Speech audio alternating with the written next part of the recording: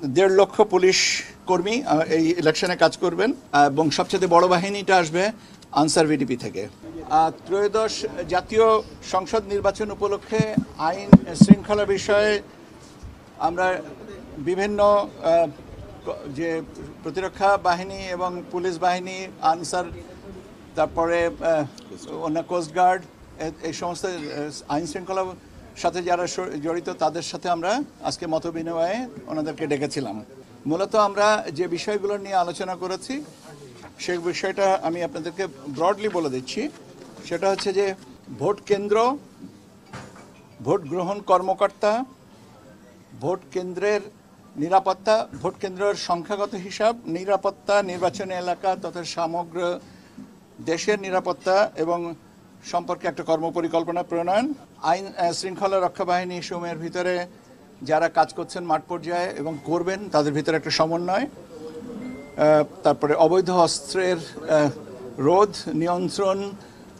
বৈধ অস্ত্রের কীভাবে এটাকে নিয়ন্ত্রণ করা যাবে সেটা, এআই প্রযুক্তির ব্যবহারে সামাজিক যোগাযোগ মাধ্যমে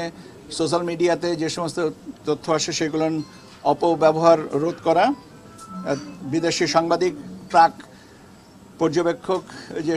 পর্যবেক্ষণ সংস্থা যেগুলো আছে তাদের সাথে সহযোগিতা, তাদের নিরাপত্তা, তাদের কার্যক্রম সম্পর্কে জানানো, অঞ্চল, জেলা, উপজেলা পর্যায়ে নির্বাচনী অফিসের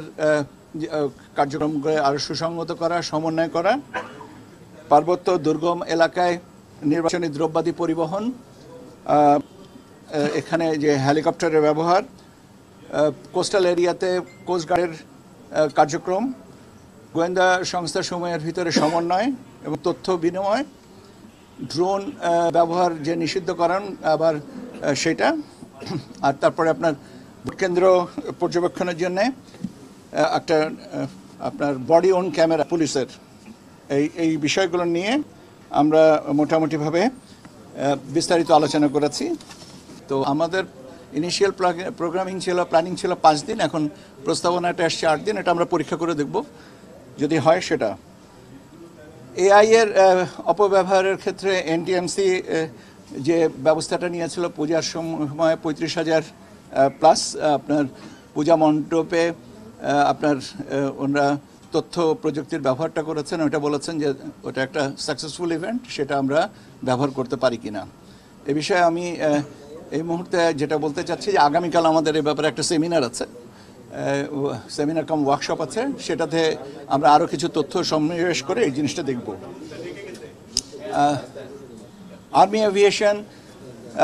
এয়ারফোর্স এভিয়েশন, চপারে করে, হেলিকপ্টার করে নির্বাচন সামগ্রী পরিবহনের দায়িত্ব ওনারা করবেন। ওনারা একটা অনুরোধ করেছেন যে যে সমস্ত জায়গায় এয়ার শর্টই হবে সেখানে আপনার যেন হেলিপ্যাডগুলো আমরা একটু ব্যবস্থা করে রাখি যাতে সহজে উত্তরণ এবং অবতরণ করা যায়।